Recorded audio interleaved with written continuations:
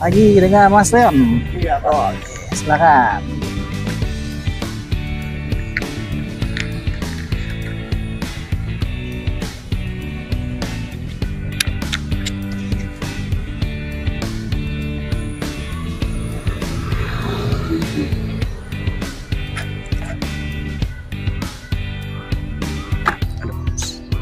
Oke. Sudah?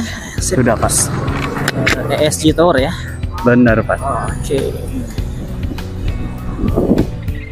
Agak terasa beda atau udah biasa, Mas Leon? Baru pertama kali, Pak. Pertama kali ya. Iya.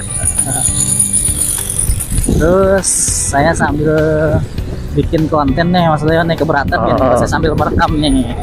Boleh, Pak. Nggak masalah ya. Iya. Terima kasih. Bapak modif begini kenapa, Pak? Kenapa?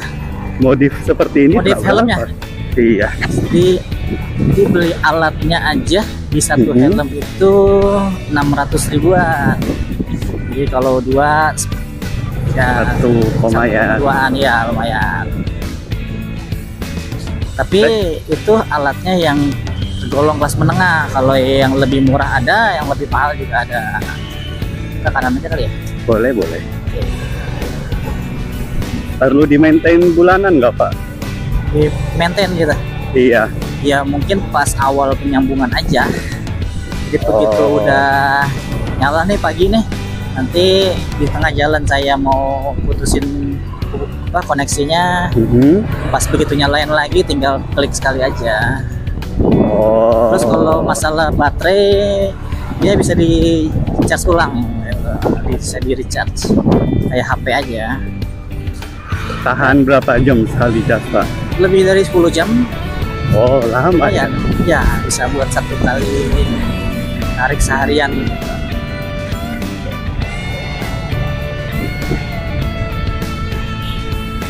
Kepikiran dari mana, Pak? Jadi memang saya mau berniat bikin konten, jadinya nah kan kontennya itu kan konsepnya tuh kayak podcast gitu, ngobrol sama customer.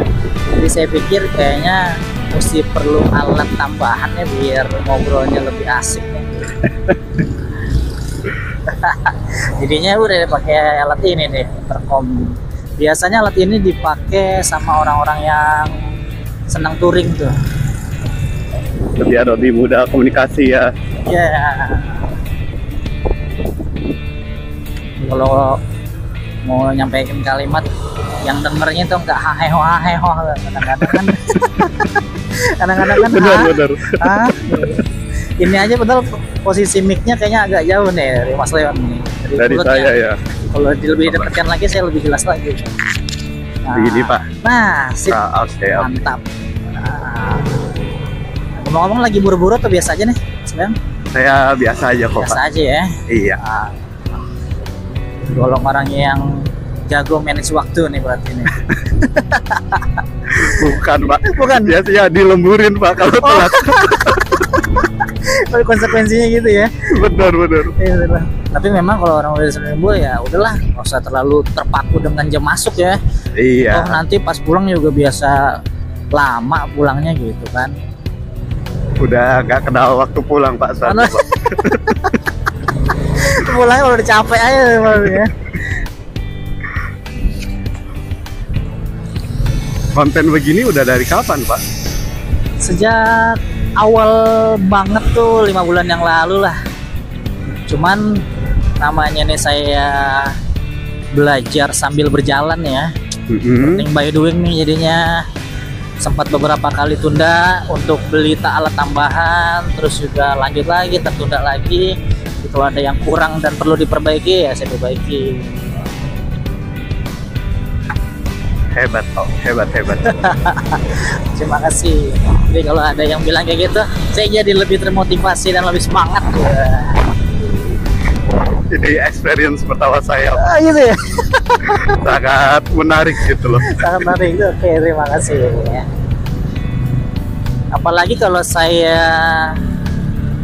bilang nih tujuan utama saya nih untuk bikin channel ini Entah ya, Mas Leon bilangnya lebih menarik lagi atau malah ketawa nih.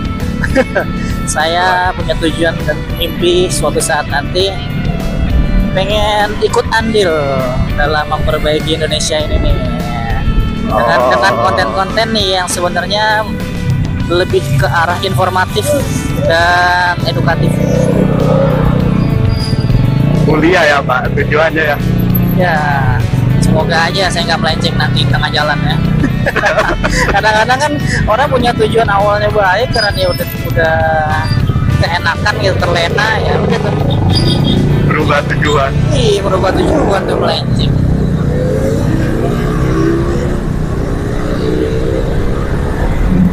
Ya nggak bisa dipungkiri kalau saya pengen dapat uang tambahan gitu ya dari bikin konten ini. Cuman itu hanya tujuan sampingan aja tuh, bukan tujuan utamanya tadi. Makanya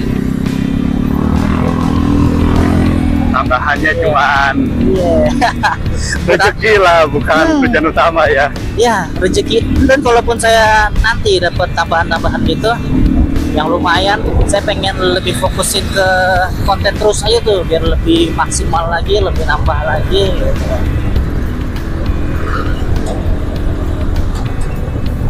Kalau Mas Leon nih keahliannya dan pekerjaannya bidang apa nih? Saya di IT Pak. IT. Wah. Ya. Kayaknya malah harus banyak minta saran nih dari Mas Leon nih. Boleh Pak kalau mau tanya-tanya. Saya jawab yang bisa saya jawab Pak. Wih, mantap, terima kasih. Makanya kalau ngalamin experience kayak gini nih, jadi kayak ini ya, suatu hal yang Baru gitu. baru dan harus didukung gitu ya. Iya. Inovasi baru gitu. Inovasi loh, Pak. baru.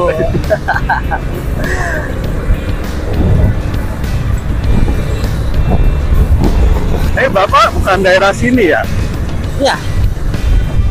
Tapi jangan lihat dari plat S-nya. Saya yakin Mas Leon pasti membaca dari platnya kan. Iya. Sebenarnya motor ini saya belinya second. Jadi saya tetap tinggalnya saya di Jakarta Barat sana, di Roxy. Ini kan barat juga nih. Cuman baratnya kayaknya udah hampir mau ke Tangerang ya. Saya baratnya mepet ke pusat. Roxy sana, Roxy Square ya. Iya, Roxy. Tanjung Duren ya berarti ya. Biasanya saya memang tipe tukang ojek yang ngebolang. Mana aja bawa ya? Mana aja bawa selama belum sore. Kalau udah sore udah waktunya arah-arah pulang tuh. Macetannya sekarang makin chaos, makin parah. Apalagi arah sana Pak. Iya, nggak kuat saya. Makanya kalau Mas Leon bilang tadi lembur, bagus banget tuh kayaknya tuh. Kalian nunggu macetnya hilang. Iya, nunggu macetnya rendah tuh. Nah, biasanya saya kalau ngomongin macet tuh, saya ini tuh sekalian nanya opini nih, pendapat dari banyak orang nih. Dan salah satunya Mas Leon nih. Menurut Mas Leon nih, sebab utama kemacetan apa dan apa solusi yang paling memungkinkan untuk mengatasi kemacetan itu? Bebas. Agak susah sih ini Pak. Kompleks ya. Sebenarnya tuh karena satu mobil satu orang kali ya. Iya, space-nya lebih kemakan jadinya ya. Iya. Motor juga sebenarnya banyak. Tapi kan kalau dari pemerintahan sendiri sediain transportasi umumnya juga belum terlalu banyak ya. Iya. Sama daerah yang dicakup juga belum banyak gitu loh. Banyak juga ya. Jadinya saling tabrakan lah. Iya, saling tarik-tarikan jadi benang kusut gitu ya. Nah, tapi kalau saya nih, saya kan senang membaca pola nih. Nah, saya coba cari tahu akar-akar masalah yang bikin kemacetan. Sebenarnya itu bermula dari perekonomian nih, Indonesia yang terlalu Jakarta sentris nih. Jadi banyak dari orang-orang yang tinggal di luar Jakarta kerjanya di Jakarta. Bukan berarti nggak boleh nih, cuman harusnya kayaknya kalau pemerintah pusat nih secara nasional itu bisa mengurai atau bisa membuat lebih rata nih perekonomian dari Jakarta, lama-lama menyebar, meluas, merembet, kayaknya sih bisa lebih teratasi tuh. Contohnya kalau banyak tercipta lapangan kerja di kota-kota sekitaran Jakarta, kayaknya orang yang tinggal di sekitar sana lebih pengennya juga dapat kerjaan yang deket kali ya. Nggak usah rantau ya. Iya, nggak usah sampai ke Jakarta gitu. Saya sempat nanya nih, survei nih sama beberapa orang juga, customer nih, yang mereka kerjanya di Jakarta tapi tinggalnya di luar Jakarta. Karena kan tadi saya tuh ngebolang tuh kadang sampai Tangerang, Bekasi, Depok, Bogor. Saya nanya tuh, Pak, Ibu atau Kak, kalau ada opsi nih, misalkan nih pilihan ada tempat atau lapangan kerjaan nih yang udah pasti masuk nih di deket-deket rumah atau nggak jauh dari rumah, tapi ada perbedaan gaji nih, pasti lebih kecil. Cuman kalau perbedaan gajinya itu cuman senilai biaya transportasi, lebih milih mana, tetap di Jakarta atau di tempat yang tadi saya sebutin gitu. Ya mendingan yang deket lah Mas. Pada banyak kan bilang kayak gitu hampir semuanya. Kan lebih hemat waktu juga sama tenaga. Walaupun gajinya beda, tapi kalau misalkan nggak parah-parah banget ya mendingan yang di deket gitu. Benar. Lebih hemat waktu. Iya. Belum kalau ke Jakarta di keretanya begitu banget loh Pak kalau di kereta. Nah itu makanya kalau orang bilang nih, banyak nih yang berpendapat harusnya banyak masyarakat ini lebih menggunakan transportasi umum. Saya rasa transportasi umum udah banyak juga, nggak kekurangan gitu ya. Ya mungkin kalau perlu ditingkatkan ya perlu. Cuman kalau sampai saat ini sih nggak kurang-kurangnya juga nggak parah gitu loh. Kalau kita lihat di kereta aja kan tuh sampai didorong-dorong kan. Ya. Saya kalau melihat tuh, saya nanya sama adik saya yang sering naik kereta, ini emang begini kalau orang naik kereta nih kalau mau masuk mesti disumpel-sumpel, didorong-dorong gitu biar pintunya ketutup. Iya, emang lo baru tahu kata adik saya. Oh, berarti permasalahannya bukan itu yang tadi saya bilang. Dan kalau dipikir lebih jauh lagi, kayaknya kalau pemerintah lebih fokus kayak tadi tuh, pemerataan di sekitar Jakarta, penyebaran gitu ya, kayaknya bukan cuma kemacetan doang deh yang terselesaikan kan, bisa ke lapangan pekerjaan, bisa mengurangi pengangguran, makin lama juga Indonesia makin menyebar, perekonomiannya lebih bagus gitu kan kayaknya. Cuman caranya ini dibilang nggak mudah, memang nggak mudah, tapi kalau dibilang sulit, kayaknya nggak sulit-sulit banget deh. Dibanding nyari-nyari investor ke luar negeri buat bikin usaha atau membangun lebih jauh di IKN, kayaknya lebih mudah memberikan insentif-insentif nih bagi perusahaan-perusahaan atau investor yang mau bangun usaha di kota-kota sekitar Jakarta tuh, kayak Tangerang, mungkin Cikarang, Karawang, atau Bogor, Sukabumi, biar supaya mereka yang dari daerah sana minimal dapat kerjaannya situ dulu gitu. Lama-lama kan baru nanti pemerintah tugasnya membangun akses jalan aja. Kalau masalah ini sih pendapat saya pribadi ya masalahnya.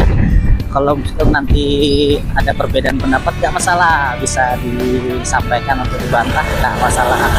Saya seneng tuh nyari rumusin masalah apa, sebabnya apa, solusinya apa. Ya, boleh silakan. Itu ada benernya juga kok. Selalu di Jakarta gitu loh. Iya. Apa-apa selalu di Jakarta. Bener, setuju ya. Balik lagi, bukan berarti nggak boleh ke Jakarta, boleh aja. Cuman kan kita kan sedang bicara nih tentang pemerataan, penyelesaian masalah macet gitu kan. Apalagi kita pengen nih secara nasional Indonesia kan seluruhnya tuh maju kan. Benar. Jadi kan kalau merembet dari Jakarta lama-lama merembet ke pinggir, kayaknya lama-lama juga penuh tuh Jakarta, Indonesia dengan perekonomian yang lebih baik. dimulai dari Jawa dulu gitu ya. Iya seharusnya, bahkan ya memang sudah terlanjur ya IKN ya. Cuman kalau saya membandingkan kayaknya gimana sih pemerintah ya, kayaknya jauh lebih banyak modal yang diperlukan kan lulusannya di IKN. Jadi, dan juga kota baru gitu jadi. Iya, dan juga nih kalau saya tanya sama orang-orang nih, kayak tanya Mas Leon nih, saya tanya nih, Mas Leon kepikiran nggak pindah ke IKN sana? Kalaupun ada pekerjaan di sana? Enggak lah, Pak. Enggak ya, kayaknya nggak kepikiran kan? Enggak lah, apalagi orang-orang yang dalam tanda petik menengah ke bawah gitu, yang mereka pengennya jadi pabrik-pabrik ataupun yang yang jadi pegawai, benar-benar pegawai, dan nggak mau jauh-jauh dari keluarga. Paling kalau mungkin pindah kota kayak Tangerang, Bekasi, Cikarang, Bogor, mereka masih dengan senang hati kayaknya ya, nggak terlalu memperhitungkan. Iya. Kalau pindahnya ke nyebrang pulau kan iya nggak sih? Udah beda banget gitu. Udah beda banget. Itu sih saya senang tuh, kayak apa ya, masalah yang kita hadapi sekarang ya. Cuman menyelesaikan ini kan harus dari akar masalah. Kalau misalkan kemarin-kemarin tuh sempat ada apa sih, mungkin solusi 3 in 1 mobil, terus juga ngalamin nggak masa 3 in 1 Jakarta? Jadi mobil itu di daerah tertentu harus berpenumpang minimal 3 orang atau lebih. Ya. Kalau cuma 2 atau 1 bakal kena tilang. Itu kan akhirnya malah jadi banyak joki 3 in 1 tuh, orang-orang tengah jalan ya kan. Nggak jelas tuh. Itu kan diakalin. Nah yang sampai sekarang nih solusinya apa? Ganjil genap akhirnya apa, diakalin juga. Orang yang punya duit beli mobilnya 2. 1 ganjil, 1 genap. Diakalin itu karena apa? Karena yang diselesaikan itu masalahnya bukan akarnya, tapi daun-daun masalah, buah masalah. Akarnya mah nggak dipeduli gitu. Coba kalau tadi saya bilang akarnya pemerataan ekonomi dan lapangan kerja, kayaknya nggak perlu ada 3 in 1 dan ganjil genap, enak-enak aja gitu. Lebih efektif kalau saya bilang, dan lebih banyak sektor yang berdampak positif gitu. Kalau menurut saya, balik lagi ya. Itu masuk akal kok, Pak. Masuk akal ya? Masuk, alhamdulillah. Jadi makanya tuh saya pengen nih, keinginan saya yang tadi saya bilang lebih informatif dan edukatif. Saya pengen mengajak sebanyak mungkin orang ini memikirkan nih kepentingan umum dan masalah umum nih, kita nyari tahu sebabnya ya, memikirkan solusinya ya, kalau perlu kita laksanakan nih solusinya bareng-bareng. Dan harapan saya sih pemerintah juga kayaknya harusnya tuh lebih mendengar gitu ya, kayak solusi-solusi kayak gini tuh lebih diperhitungkan, lebih menjawab ini ya, menjawab masalah yang ada gitu loh. Iya, kan kalau kita berpikir bareng-bareng deh, kayaknya enak ya, lebih banyak opsi gitu kan untuk menyelesaikan masalah. Sama aja kayak di kantor tuh, kalau kita rapat-rapat kan memutuskan suatu keputusan, biasanya kan ditampung dulu kan aspirasinya nih apa nanti. Benar. Jadi nanti dipilih lagi, diuji lagi mana yang paling efektif. Nah itu yang dipilih kan. Nah, brainstorming ya. Hah? Brainstorming. Ya. Pikir bareng-bareng gitu. Yeah. Brainstorming.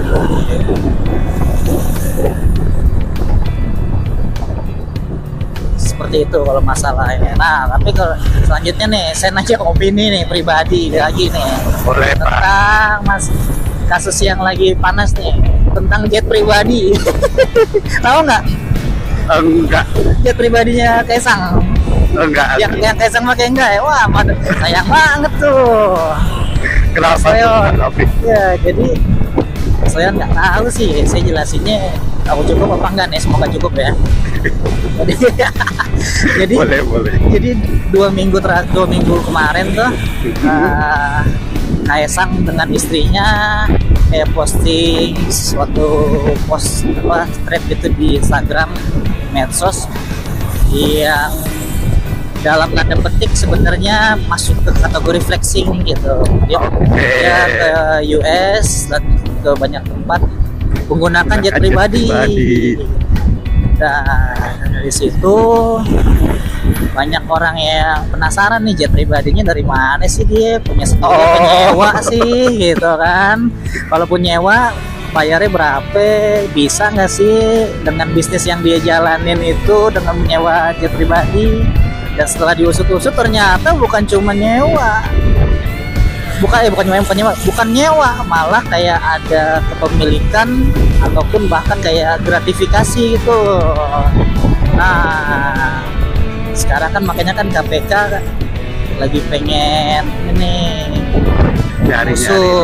mengusut. Cuman banyak nih yang bilang nih kalau kan Kaisang kan bukan pejabat negara atau pejabat publik, yang nggak bisa dong diperiksa KPK. Nah, dengan opini kayak gitu banyak orang, saya langsung keinget nih sama setahun yang lalu cerita Rubicon. Ingat ya Mas Dem? Rubicon rame-rame tentang Rubicon tuh, Mario Dandi. Kayak Mas Leon fokus ke pekerjaannya kayaknya nih, banyak tugas nih, lemburnya kebanyakan kayaknya. Jadi kurang berita-berita ya. Nah, semoga aja nih dengan saya ajak ngobrol kayak gini kayak lebih peduli nih sama Indonesia nih. Jadi kalau ada berita-berita nggak harus fanatik, nggak apa, yang penting kita tahu aja. Ada informasinya sedikit gitu ya. Jadi kayak Rubicon itu dia kan flexing tuh punya Rubicon. Dia bukan pejabat negara, bukan pejabat publik, tapi akhirnya diproses sama KPK. Nah, setelah diusut-usut itu ada sangkut pautnya dengan korupsi yang dilakukan oleh bapaknya pejabat pajak itu. Dari situ kan akhirnya diusut, dihukum tuh, terbukti bersalah, divonis 14 tahun. Nah, dari cerita itu kan apa? Saya kan membuat persamaan tuh. Polanya. Bener nggak? Bisa jadi, Pak, bisa jadi. Menurut saya sebenarnya ini momentum yang tepat bagi Indonesia nih, bagi kita nih, kalau kita mau terlepas dari budaya gratifikasi dan korupsi. Ayolah kita, walaupun kita nggak bisa berjalan ke depan, setidaknya merangkak pun nggak apa-apa. Yang penting kita ke depan gitu, jangan malah mundur ke belakang. Ya kan? Kalau kita ini bukan tentang apa, benci Kaisang, benci Jokowi, atau pendukung Kaisang mendukung Jokowi, ini bukan. Itu tentang kita mencari kebenaran nih, gimana caranya Indonesia lebih maju tanpa korupsi gitu kan. Kalau memang yang benar terus dukung, kalau yang salah kita harus berani menyuarakan itu salah gitu.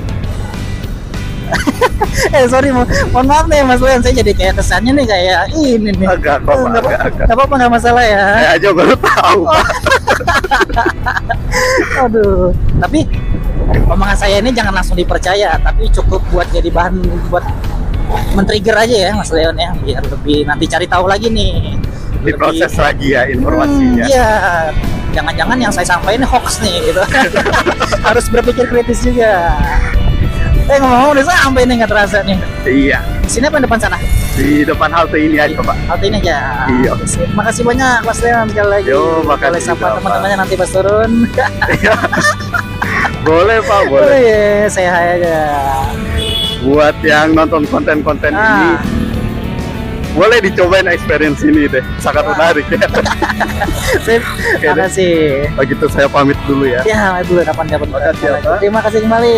Selamat pagi. Ya, makasih. Alhamdulillah, lumayan dapat ngobrol yang seru nih. Kita lanjut lagi cari orderan.